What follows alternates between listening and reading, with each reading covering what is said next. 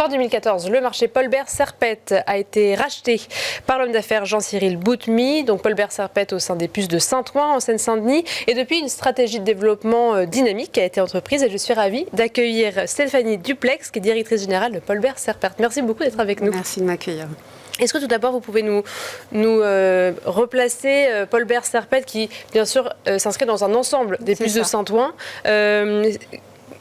Tout le monde connaît les puces de Saint-Ouen, mais est-ce que vous pouvez redonner quelques bases de compréhension ? Alors, il y a une image qui est assez simple, c'est de penser que le territoire des puces de Saint-Ouen, c'est avant tout un territoire historique, mais qui réunit des rues, et ces rues joignent des marchés. L'histoire, elle, commence en 1885 sur la colonne vertébrale des puces qui est la rue des Rosiers, et sont venus s'additionner en 1920, en 1925, en 1945 et en 1977 et en 1990 les grands marchés. Les puces, ce serait une marque ombrelle, et chaque marché a, on va dire, une tendance de ce qu'elle propose. Paul Bert Serpette est un marché qui s'inscrit beaucoup sur le marché de l'art professionnel, des arts décoratifs professionnels. Il y a quand même une tonalité par il y a marché. Une tonalité. Le premier marché de la rue des Rosiers vers la porte de Clignancourt, c'est le marché Vernaison, qui reste un marché de brocante charmant, qui a une destination un peu plus touristique, même si vous avez des antiquaires importants là-bas. Le marché Dauphine, qui est de 1990, lui, est un marché plus récent, qui est le plus grand pôle européen de disquaires, par exemple. Le marché Biron est un marché de 1925 qui, lui, est un marché qui est très orienté style empire, lustre à Pampille. Et vous avez eu le marché Paul Bert qui, lui, est de 1946, qui est un marché extérieur qu'on dit ouvert au vent, donc c'est 275 boutiques. Et à l'intérieur, historiquement, il y avait un garage qui est un garage automobile construit en 1930, qui a été réhabilité en 1977 par un antiquaire qui s'appelait Alain Serpette et qui est devenu le marché Serpette. Le marché Serpette étant un marché couvert, fermé, qui réunit 169 boutiques. Et donc, quel était l'état de ce marché il y a 10 ans ? Parce que vous avez entrepris beaucoup de travaux, vous allez nous détailler tout ça.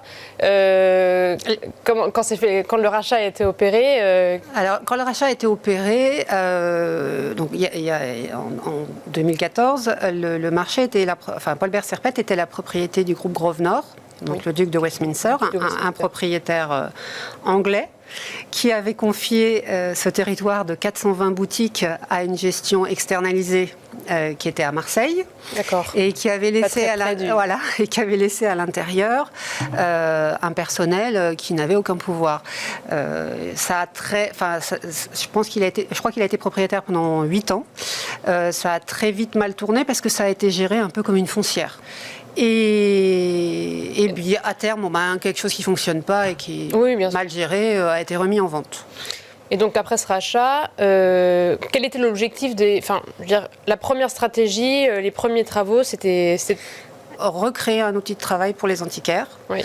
Donc, déjà redonner un coup de frais. Donc, les tout premiers travaux ont été de faire l'étanchéité, tout simplement. Serpette est un marché qui fait 4000 m² et qui a la particularité d'avoir un toit terrasse qui est un parking, qui n'était pas entretenu. Et donc, quand il pleuvait dans les boutiques. Donc, c'est des choses très simples, mais juste que le bâtiment fonctionne. Ensuite, il y a eu des ravalements.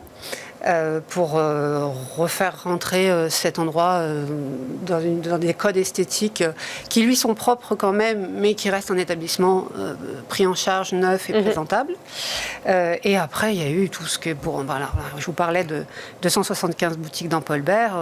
Ça a été, et c'est toujours d'ailleurs, année après année, des changements de toiture, des ravalements, de l'esthétique, avec un parti pris très clair, c'est de faire du beau et du durable. Donc tout ce qui était des toitures en fibrociment ou en bac acier sont devenus des charpents de bois zingués. Les allées qui étaient un peu accidentées ont été entièrement détruites et refaites pour que, ne serait-ce que quand vous vous promenez, vous n'ayez pas à regarder vos pieds. Et ensuite sont arrivées des choses un peu plus confidentielles, c'est-à-dire recréer des réseaux d'eau pluviale sous Serpette, donc ces fameux 4000 m², pour que les eaux puissent s'évacuer. Donc ça, c'est tout simplement refaire fonctionner l'outil. On est arrivé un peu au bout de ça, c'est-à-dire que maintenant tout ça fonctionne plutôt très bien et les antiquaires en bénéficient bien sûr puisqu'ils ont un outil de travail qui leur permet d'accueillir la clientèle et surtout leurs marchandises. Parce que vous imaginez bien que quand vous ouvrez une boutique avec de la marchandise précieuse et que vous avez peur que ça fuit, vous avez peur que... Bon, bah là maintenant ça fonctionne et c'est sûr. Et puis maintenant on en est, une fois que le territoire est stabilisé, à vouloir un peu recréer ce que la gentrification de la première couronne parisienne a fait perdre aux puces, c'est-à-dire tous les organes annexes, c'est-à-dire le stockage de la marchandise, le logement des artisans d'art, l'accueil de la clientèle. Et donc la phase de développement... Alors, dans laquelle on rentre. Dans laquelle on rentre. Enfin, on est un peu déjà les deux pieds dedans. D'accord. Puisque là, pour le coup, on est en face, toute la partie administrative, permis de construire, achat de terrain. Tout ça, c'est derrière. Ça, c'est derrière. Et là, on est en train de signer les marchés et de mettre en place, de faire démarrer tous les projets. Donc, on a eu, par un heureux hasard, un bâtiment mitoyen qui était une copropriété de 18 appartements, qui a été entièrement désaffecté par un ancien propriétaire à qui on a racheté ces bâtiments vides et qu'on va réhabiliter pour transformer ça en hôtel qui sera une espèce de... entre l'hôtel et la résidence de loisirs, parce que l'idée, c'est pas tant de créer de l'hôtellerie. On a largement ce qu'il faut sur le territoire en hôtellerie. On a le Mob House qui est collé à nous et avec qui on travaille très bien. Mais là, l'idée, c'est plutôt d'avoir une réponse à nos marchands. Parce qu'on accueille quand même 375 marchands actuellement, qui ne sont pas tous des Parisiens, qui peuvent être aussi des provinciaux, et qui ont des problématiques de logement ponctuelles quand ils sont sur les puces pour venir travailler. Donc là, on transforme ces 18 appartements en appartements de résidence de loisirs, qu'on va connecter entièrement avec le marché, puisqu'on a aussi des restaurants sur le marché.